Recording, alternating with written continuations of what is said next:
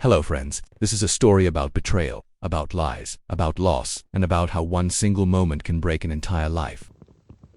That morning everything felt normal. She woke up earlier than me, quietly got ready, and said she was going out for a run. Half asleep, I wished her a good day. She smiled and walked out the door. I did not know yet that this would be the last smile I would ever see from her as my wife. The day passed slowly. I worked and messaged her from time to time. At first without worry, then with slight anxiety. There was no reply. Closer to the evening, I received a call. A stranger's voice said that her phone had been found on the side of the road. In that moment, everything inside me collapsed. I drove there. The phone was lying on the roadside, just on the ground, as if someone had thrown it there on purpose. I stared at it and could not understand how this was possible. People do not just disappear. I began running along the road, searching through the bushes, calling her name without thinking how it looked from the outside.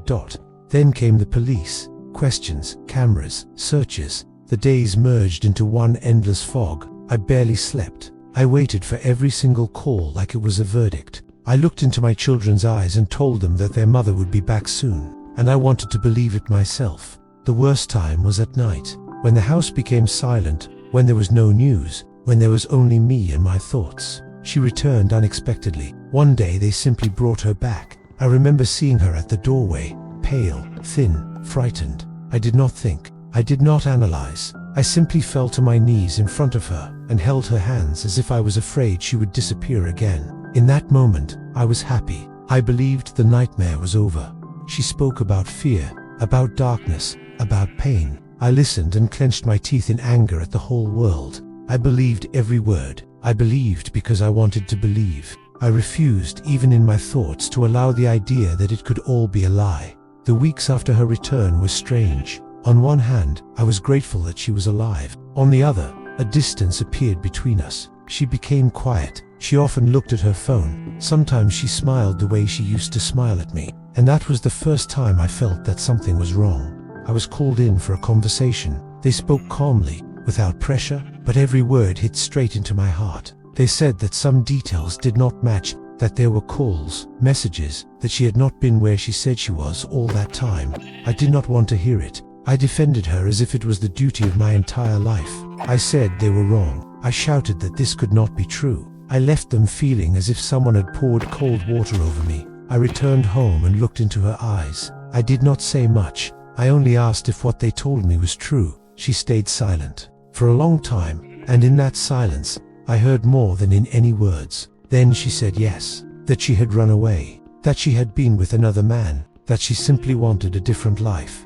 In that moment, something inside me finally broke. I realized that all my prayers, all my tears, all my sleepless nights were for a person who had consciously betrayed me, not under pressure, not out of fear, by her own choice. What would you feel in my place when the truth hits harder than any loss? Would you be able to look that person in the eyes without hatred after that? I looked at her and no longer saw my wife. I saw a stranger. I saw someone who watched me search for her, watched me die from fear while she was living another life at that very same time. I remembered how I stood in front of the cameras, how I begged for help, how people sent money, how they supported me, and she knew all of it and stayed silent. I did not scream. I did not throw things. I simply said very quietly that I could not live like this anymore. And for the first time in all that time, I did not feel pain. I felt emptiness, and emptiness is sometimes more frightening than any tears. Can you forgive a lie like this, when your entire life depended on that person?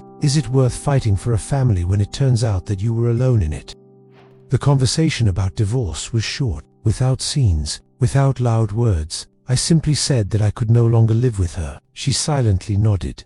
No tears, no attempts to explain. In that moment, I understood that for her, everything had ended long ago. And for me, it was only beginning. The hardest part was telling the children. I thought for a long time about how to choose the right words. I sat in front of them, looked into their eyes, and felt everything inside me tearing apart. I said that Mum would no longer live with us, that sometimes things just happen this way. They stayed silent. Then the younger one asked if Mum no longer loved us, and I had no answer.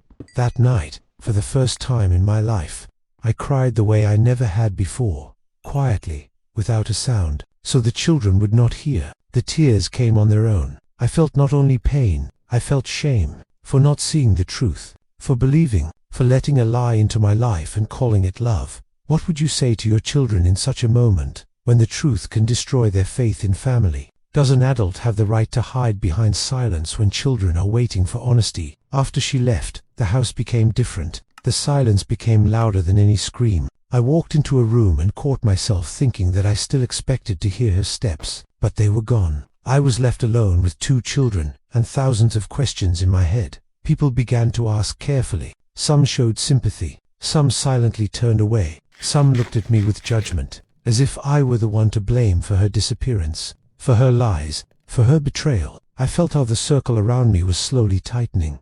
Sometimes at night I woke up with the thought that what happened on the road was only part of the truth. The scariest part was still living in my mind. Again and again, I replayed that day in my memory. Her smile, her words, her walk out the door. And I asked myself at what exact moment she already knew that she would not return the same way as before. Do you believe a person can live with you every day and secretly prepare their escape at the same time? Is it even possible to truly know the person you have shared a bed with for many years? After some time, I learned more, not from her, from others, from those who saw, who heard, from those who knew and stayed silent, about other meetings, other words, another life. And then the pain changed. It stopped being sharp. It became dull, constant, the kind that simply lives inside you.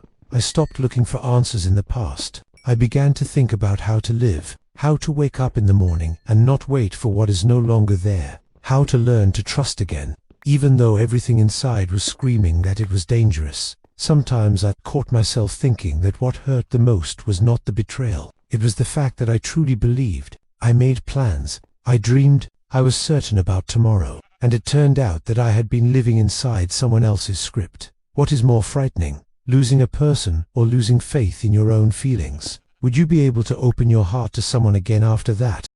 The first year after the divorce was the hardest year of my life. I woke up with the feeling that something important was gone, but I could not even name what exactly. I made breakfasts, got the children ready for school, smiled at them, while inside I was empty. I was learning how to live again, not as a husband, just as a person who had not completely broken yet. The scariest thing was not loneliness. The scariest thing was the silence in my head. There were no more plans there, no certainty, no inner voice that once said everything would be fine. It felt like I was walking in the dark by touch alone. Every day was like a small battle. Sometimes I caught myself missing not her, but the version of myself I was before this story. Back then, I trusted ease. Back then, I did not look for hidden meaning in every word. Back then, I was not afraid of silence. The children helped me survive. Their questions, their hugs, their simple words. When they laughed, I remembered that the world had not ended. When they cried, I understood that I had no right to give up. I could not allow myself to break, because they were looking at me as the person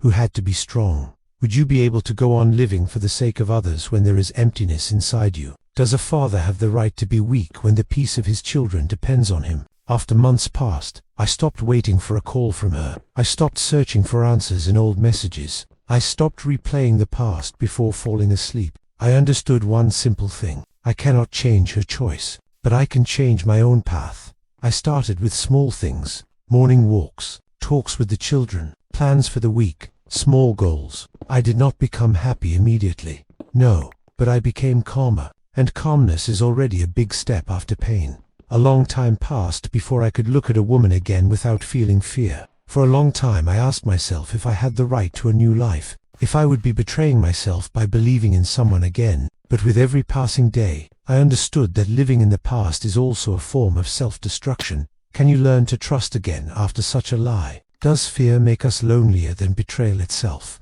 I do not know if I have fully forgiven her. Maybe not, but I stopped carrying her guilt inside me. I stopped living inside her deception. I left it there, in the past, where it belongs. Today, I am a different person. Not better, not worse, just different. I look at the world more carefully. I think longer before I trust. But I can laugh again without pain. I can make plans again. I can live again.